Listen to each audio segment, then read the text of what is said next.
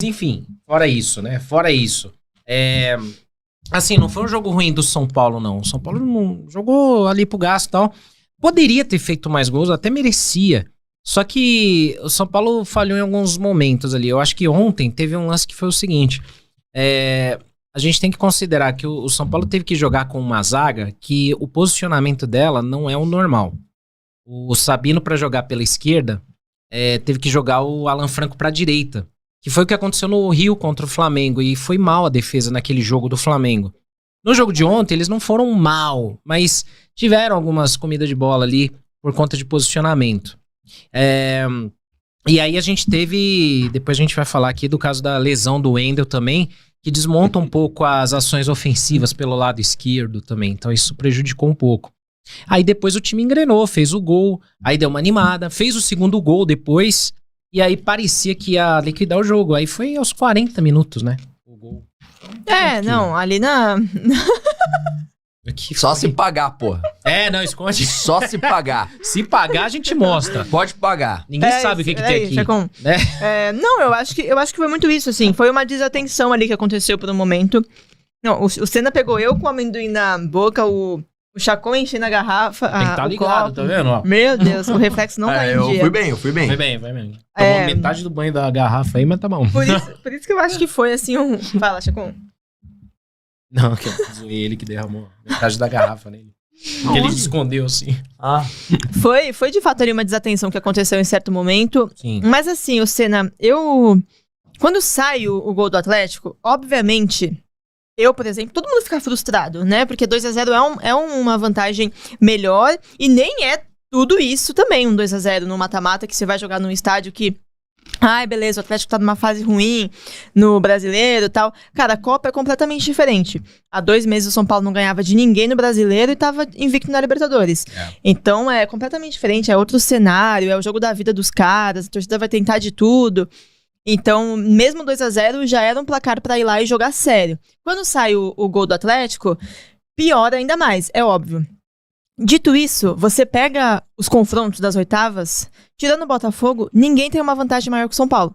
Botafogo fez 2-0 no Bragantino e o resto tá todo mundo embolado.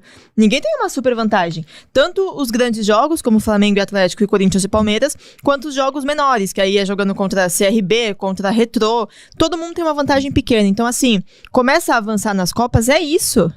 Uma vez ou outra na vida, você vai fazer uma goleada, fazer um placar elástico no mata-mata, mas isso não é o normal. O normal é isso mesmo, é luta, é se matar em campo pra tentar se classificar.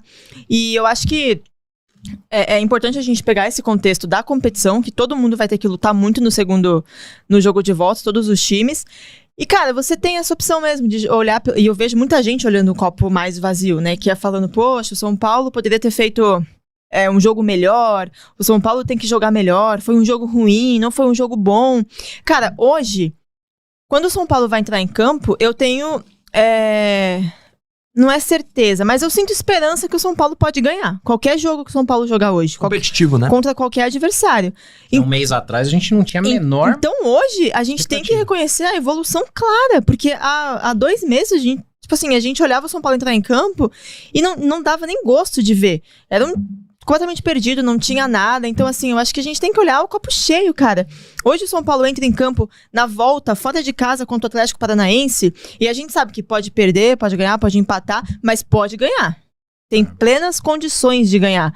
Então, assim, eu prefiro olhar por esse lado, sabe? O lado de, finalmente, quando vai ter jogo do São Paulo, a gente fica animado de ver o São Paulo, porque o São Paulo tá belo, o São Paulo finaliza, o São Paulo tem jogada boa, o São Paulo também falha ali e aqui pra dar uma emoção no jogo, acontece, mas é o São Paulo que dá gosto de ver. Então eu prefiro olhar por esse lado, esse jogo, e esse é São Paulo no geral. Não, e é uma coisa que eu até conversando com pessoas que trabalham no clube, né?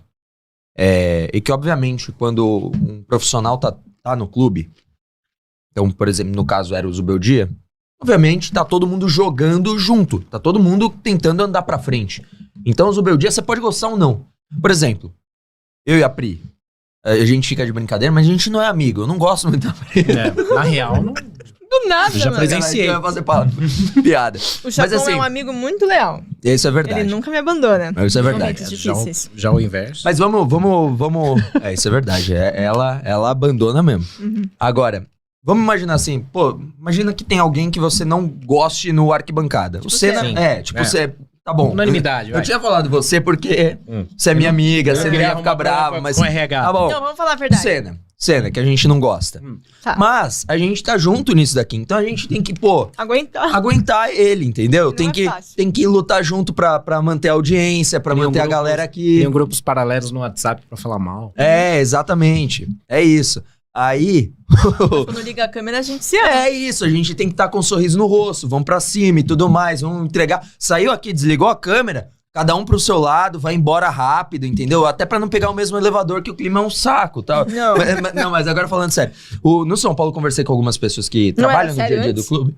Essa do Senna? É. De coração. Ah, é que agora deu uma disfarçada. Perdeu a... Não, mas agora Ficou falando tímido, sério. ficou tímido. Arregou. Agora falando sério, no São Paulo, conversei com algumas pessoas que falaram, pô, parece outro esporte.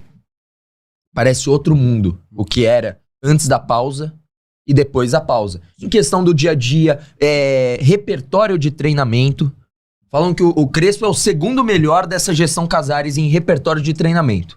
O número 1 era o Rogério Ceni, que ele vinha todo o dia com um treino diferente. E os dois foram demitidos. Os dois foram demitidos. Ok, quase todo mundo foi demitido, só o Dorival que não.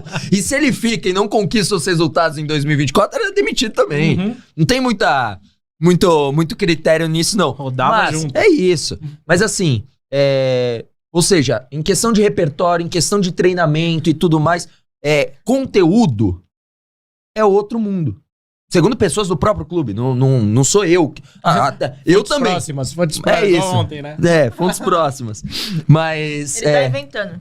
Tô inventando, tá tirando a minha cara. Tem um cara que inventa aí, eu que posta, hein? tem bastante. Sempre tem. Mas isso é outro papo.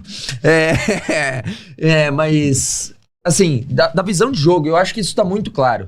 Até pra quem gostava do Zubeldia, acho que tá tudo certo. Cada um pode gostar do que for. Mas eu acho que é inegável. Você não pode lutar contra o óbvio que tá melhor.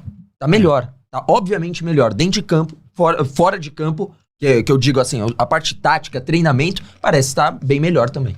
Não, E isso o clima, né? O clima. O clima também. Não que os jogadores não gostassem do Zubeldia. Isso é uma coisa. Não, Não, mas totalmente vitória diferente. é melhor do clima. Mas, obviamente, você deixa todo mundo, empolgado. A fase que tá vivendo o Ferreirinha. Claro que ele viveu também com o Zubeldia lá uma sequência lá de 3 jogos seguidos, marcando 5 gols. Maravilha. Mas depois sumiu também. Então, todo mundo pega uma fase muito boa e tudo mais, começa a voar.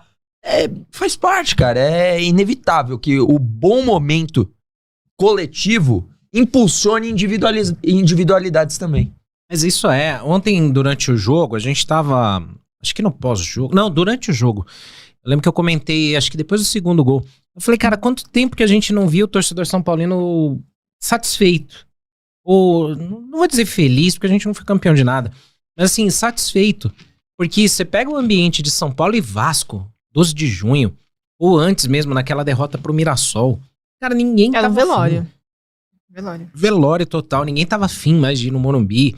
Era aquele futebol chato, você tava assim naquela de, mano, o que eu tô fazendo aqui? Sabe, você não via perspectiva de melhora, você não via um ânimo. E muita gente, eu conversava com algumas pessoas que falavam assim, cara, eu não tenho mais nem vontade de assistir na TV.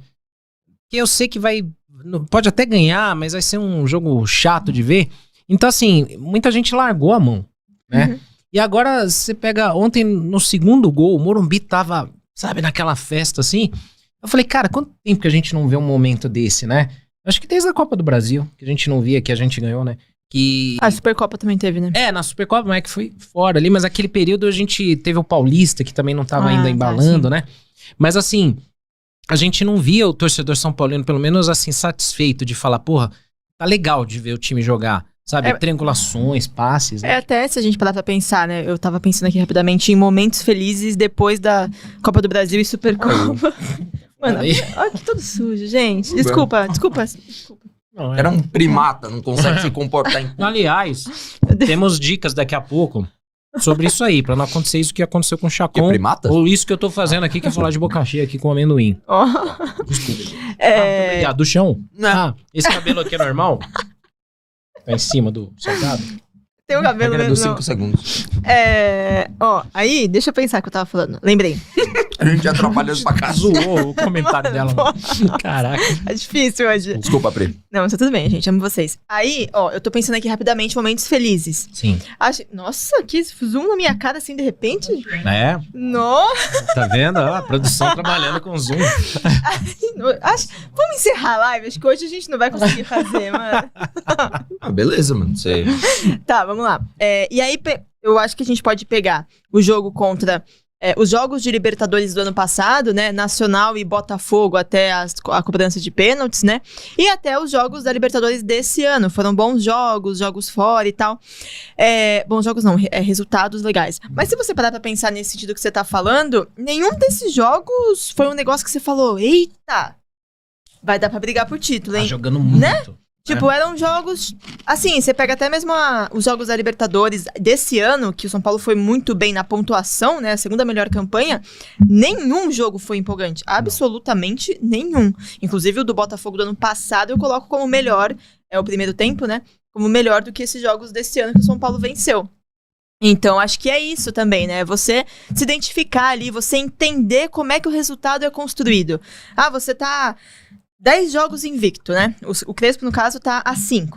Mas aí pega em outros momentos da vida, aí tá a 10. Aí você para e pensa, como que tá a 10? Se não tem uma linha de raciocínio de por que tá a 10 jogos invicto, dificilmente você vai sustentar isso para conquistar algo grande. Você tem que entender a base da sua invencibilidade. Você tem que entender por que, exato, o trabalho para, né? Isso tá acontecendo. E hoje eu vejo... Por que o São Paulo do Crespo, nesse momento, tá conseguindo os resultados? Você consegue ver no campo, você consegue justificar. Se alguém falar, Priscila, por que o São Paulo tá invicto? Você consegue montar um argumento de, tá invicto real. Não é uma coincidência do destino, ou porque os adversários são, né? Fracos, exato. Então, acho que é muito isso. E isso empolga as pessoas pra assistirem e pra apoiarem o time cada vez mais. Não à toa, o público tá sendo legal no Morumbis, né? E isso não é um empolgou que eu vou falar... Mas a sequência dos próximos 3 jogos do São Paulo são todos jogos que o São Paulo consegue vencer. O Inter não tá numa grande fase, tá num momento muito complicado também. Acho que tem um elenco... Oferecimento a Amarok. Amarok. Mas eu acho que o Inter tem um elenco pra não tá onde tá no Campeonato Brasileiro. Ele tem que estar acima. O Inter tem um bom elenco, mas eu vejo o São Paulo competitivo contra o Inter. Tranquilamente. É um jogo viável. Viável. Aí tem uma outra estatística ruim. Vou até soltar. No Twitter eu tinha programado pra amanhã de manhã. Eu estou um homem programado agora. Influencer. Nos últimos 10 anos, na última década, o São Paulo só venceu uma vez o Inter no Beira-Rio. Você lembra qual? Caramba.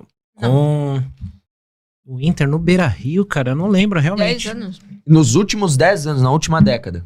Vou te falar quando. Não lembro. 2021, técnico Hernan Crespo. Gols de Rigoni e Igor Gomes. 2-0. Não lembrava. Na pandemia. Não tinha público. Ou seja, é um local que é difícil vencer. O Inter foi uma pedra no São Paulo. Quase de bicicleta do Igor. Foi, né? Isso. Foi uma pedra no sapato do São Paulo. Sei lá, desde que eu me conheço por gente. Eu lembro assim, quando eu era criança, vinha lá... jogo, não sei o quê, Inter e São Paulo. Falou, puta, esse vai ser foda, cara, esse vai ser difícil. E era, sempre foi. Mesmo o São Paulo tendo mais vitórias contra o Inter. Mas assim, essa é uma oportunidade, eu acho, do São Paulo ganhar mais uma. Sim. Aí depois vai enfrentar um Atlético Paranaense que tá focado na Série B porque tá mal e não subir na Série B para um time que acabou de investir 5 milhões de dólares no Viveiros, que marcou o gol no São Paulo, mas que uma recente contratação aí, 20, não sei quantos milhões, 28 milhões de reais. Não subir significa perder uma receita absurda na próxima temporada, o Atlético Paranaense, que não tem nenhuma perspectiva de ser campeão da Copa do Brasil. Então eu acho que eles vão de novo poupar, e eu acho que o São Paulo tem de novo a oportunidade de vencer jogando... E depois é uma vitória em casa, que o São Paulo tem que ganhar. Então assim, é uma sequência de jogos mais tranquilos antes da Libertadores, que aí o bicho pega. Por mais que eu também acho o São Paulo favorito contra o Atlético Nacional. Mas isso dá uma confiança, porque assim, a gente falou da volta da Copa do Mundo de clubes e do começo do trabalho do Crespo. Que o São Paulo ia pegar um Flamengo, que se não for o melhor elenco ou time do Brasil, é um dos fora de casa. Aí depois pegava o Bragantino, que era vice-líder até então. Não, e o São Paulo sempre se dá mal lá, né? Sempre, não ganha lá há muito tempo. E fez por merecer uma vitória lá. Merecia ganhar. A derrocada do Bragantino começa ali com o São Paulo. Aí depois um clássico contra o Corinthians, que tudo bem, o Corinthians tá em mau momento, mas é um clássico que tem um peso dobrado. Sempre complicado. Esse de momento no clássico não tem nada a ver, né? Não tem. No Você vai ver, o Corinthians ganhou. Quem que é melhor no papel, Palmeiras ou Corinthians? Então, não tem nem... E aí o Corinthians consegue igualar o jogo. Clássico é difícil, cara. Clássico é sempre um inferno. Então assim, foi uma sequência difícil e o São Paulo saiu bem desses jogos aí. E agora tem essa sequência pré-Libertadores.